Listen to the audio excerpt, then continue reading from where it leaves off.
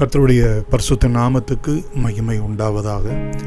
இந்த நாளிலும் பிரியமானவர்களே, ஏசாயா 58 அதிகாரம் 11வது வசனத்தை நாம் ஆசீர்வாதமாக தியானிக்க கேட்போம். கர்த்தர் நித்தமும் உன்னை நடத்தி மகா வறட்சியான காலங்களில் உன் ஆத்துமாவை திருப்தியாக்கி உன் எலும்புகளை எல்லாம் நினமுள்ளதாக்குவார். நீ நீர்ப்பாய்ச்சலான தோட்டத்தை போலவும் வற்றாத நீரூற்றைப் போலவும் இருப்பாய் என்கிற இந்த ஒரு வேத வசனம் நமக்கு பிடித்தமான ஒரு வாக்குத்தத்தம். இங்கே முதல் பகுதியில் நாம் பார்க்கிற இந்த வசனத்தினுடைய முதல் பகுதியில் நம்முடைய ஆவிக்கு, நம்முடைய ஆத்மாவுக்கு, நம்முடைய சரீரத்துக்கு, இந்த மூன்றுக்கும் வேண்டிய ஆசீர்வாதத்தை ஆண்டவர் அங்கே வாக்கு பண்ணுகிறதை பார்க்கிறோம். கர்த்தர் நித்தமும் உன்னை நடத்தி என்று சொன்னால் உன்னுடைய ஆவியை அவர் கைட் பண்ணுவார், உன்னுடைய ஆவியை அவர் லீட் பண்ணுவார். பிரியமானவர்களே, வழி இதுவே, இதிலே நட என்று சொல்லி நமக்கு நடக்க சொல்கிறது மாத்திரமல்ல, அருமையான பெர்க்மன்ஸ் ஐயா இப்படி பாடுவார், கரம் பிடித்து வழி நடத்துவார் என்று. நித்தமும் நம்மை முன் சென்று நம்மை நடத்துகிறவரும் அவர்தான். நம்மளோடு கூட இருந்து வழி இதுவே, இதில் நட என்று சொல்லி நம்மை கைட் பண்ணுகிறவரும் அவர்தான். உங்களுடைய வாழ்க்கையில ஒவ்வொரு பகுதிகளிலும் தேவன் உங்களை நடத்துகிறவராய் இருக்கிறார், உங்களுடைய ஆவியை. இரண்டாவதாக நாம் பார்க்கிறோம், மகா வறட்சியான காலங்களில் உன் ஆத்துமாவை திருப்தியாக்கி. ஆண்டவர் நமக்கு செய்யக்கூடிய இரண்டாவது காரியம் திருப்தி செய்கிறது. பிரியமானவர்களே, என் ஜனம் நான் அளிக்கும் நன்மையினால் திருப்தி ஆவார்கள் என்று வேதத்திலே நாம் பார்க்கிறோம். அதே போல இங்கே மகா வறட்சியான காலங்களில் என்ன பிரச்சனையான காலம், வியாதியோ, விக்கனமோ, பலவீனமோ, சுகவீனமோ, கடனோ, அடுத்து நான் என்ன செய்வேன், ஏது செய்வேன் என்கிற ஒரு கலக்கத்தோடு கூட இருக்கிறீங்களா? அது நமக்கு மகா வறட்சியாய் காண்கிறது போல் இருக்கிறதா? வேதத்திலே பார்க்கிறோம், நீங்கள் காற்றையும் காண மாட்டீர்கள், மழையையும் காண மாட்டீர்கள், உங்களுடைய பள்ளங்கள் எல்லாம் நிரப்பப்படும் என்று சொன்ன ஆண்டவர் உங்களை திருப்தி ஆக்குகிற தேவனாய் இருக்கிறார்.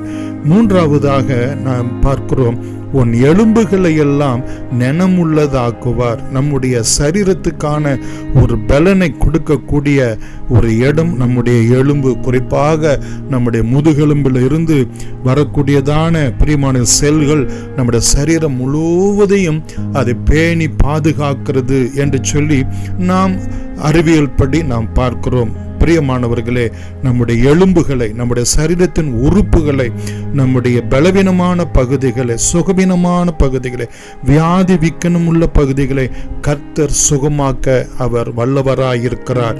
அவர் வாக்கு கொடுக்கிறார், நான் திருப்தி ஆக்குவேன், நினமுள்ளதாக்குவேன், நடத்துவேன் என்று சொன்ன கர்த்தர் மாறாதவராயிருக்கிறார். அப்படிப்பட்ட தேவ பிள்ளைகளுக்கு நீ நீர்ப்பாய்ச்சலான தோட்டத்தை போலவும் வற்றாத நீரூற்றைப் போலவும் இருப்பாய் என்று சொல்லி நாம் பார்க்கிறோம். நாம் சங்கீதம் 1 அதிகாரத்திலே நாம் 3வது வசனத்திலே நாம் பார்க்கிறோம், பிரியமானவர்களே, அவன் நீர்க்கால்களின் ஓரமாய் நடப்பட்டு தன் காலத்தில் தன் கனியை தந்து இலை உதிராதிருக்கிற மரத்தை போல் இருப்பான் என்று சொல்லி சொல்லப்பட்டிருக்கிறது. இந்த நீர்ப்பாய்ச்சல் நமக்கு உரிய ஆசீர்வாதம். பிரியமானவர்களே, இரண்டாவதாக நாம் எப்படிப்பட்ட ஆசீர்வாதம் உடையவர்களாக இருப்போம் என்று அங்கே 2வது பகுதியில் சொல்லப்பட்டிருக்கிறது, வற்றாத நீரூற்றை போல நீ இருப்பாய் என்று. பிரியமானவர்களே, இங்க வேதத்திலே நீதிமொழிகள் 4 அதிகாரம் 23வது வசனத்திலே பார்க்கிறோம், எல்லா காவலோடும் உன் இருதயத்தை காத்துக்கொள், அவற்றில் இருந்து ஜீவ ஊற்று புறப்படும். என்னை விசுவாசிக்கிறவன் உள்ளத்திலிருந்து ஜீவ தண்ணீர் உள்ள நதி புறப்படும் என்று சொல்லி அங்கே யோவான் 7 அதிகாரத்தில் சொல்லப்பட்டிருக்கிறதை பார்க்கிறோம். இன்னும் 5 அதிகாரம், நீதிமொழிகள் 5 அதிகாரம் 16வது வசனத்திலே பார்க்கிறோம் என்று சொன்னால், உன்னுடைய ஊற்று வெளியிலும் வீதிகளிலும் பாய்வதாக. இன்னும் 10 அதிகாரம் 11வது வசனத்திலே நீதிமொழிகளிலே, நீதிமானுடைய வாய் ஜீவ ஊற்று. இன்னும் நீதிமொழிகள் 13:14 பார்க்கிறோம், ஞானவான்களுடைய போதகம் ஜீவ ஊற்று, மரண கண்ணிகளுக்கும் தப்பலாம் என்று சொல்லப்பட்டிருக்கிறது. பிரியமானவர்களே, கர்த்தர் நம்முடைய ஆவியையும் நம்முடைய ஆத்துமாவையும் நம்முடைய சரீரத்தையும் அவர் நித்தமும் நடத்தும் போது, அவர் நம்மை திருப்தி ஆக்கும் போது, பிரியமான நம்முடைய ஸ்ட்ரென்தன் பண்ணும்போது, நம்மை பலப்படுத்தும் போது, நினமுள்ளதாக்கும் போது பார்ப்போம் என்று சொன்னால், நாம் நம்முடைய வாழ்க்கைக்கு, நம்முடைய குடும்பத்துக்கு, நம்முடைய பிள்ளைகளுக்கு நாம் ஆசீர்வாதமான ஒரு நீர்ப்பாய்ச்சலான தோட்டத்தை போல மாத்திரமல்ல, நம்முடைய இனஜன பந்துக்களுக்கு, நம்ம உற்றார் உறவினருக்கு, சபையாருக்கு, என் தேசத்திற்கு நாம் ஒரு வற்றாத நீரூற்றாய் அநேகருடைய தாகம் தீர்க்கக்கூடிய ஜீவ தண்ணீர் நம்முடைய வாயிலிருந்து புறப்படுகிற வார்த்தைகள் போதகம் அது மரண கண்ணிக்கும் தப்புவிக்கப்படும் என்று சொல்லப்பட்டிருக்கிறது. இப்படிப்பட்ட ஆசீர்வாதங்களினால் தேவன் இந்த நாளிலும் உங்களை மனதார ஆசீர்வதிப்பாராக.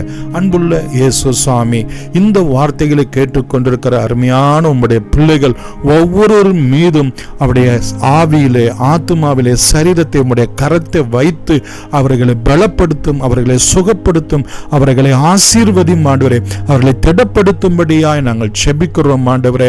மாத்திரமல்ல, அவர்கள் நீர்ப்பாய்ச்சலான தோட்டத்தை போல அவர்கள் செய்வதெல்லாம் வாய்க்கும்படியாய் கர்த்தர் அனுகிரகம் செய்தருளும்படியாய் நாங்கள் செபிக்கிறோம். அது மாத்திரமல்ல, அவர்கள் மூலமாக ஜீவ ஊற்று, அவர்கள் மூலமாக ஜீவ தண்ணீர் ஆண்டவரே அநேகருக்கு ஒரு ஆசீர்வாதமான ஒரு பாத்திரமாய் அவர்களை எடுத்து நீர் ஆசீர்வதிக்கும்படி இயேசுவின் நாமத்தில் நன்றியோடு வேண்டுகிறோம்.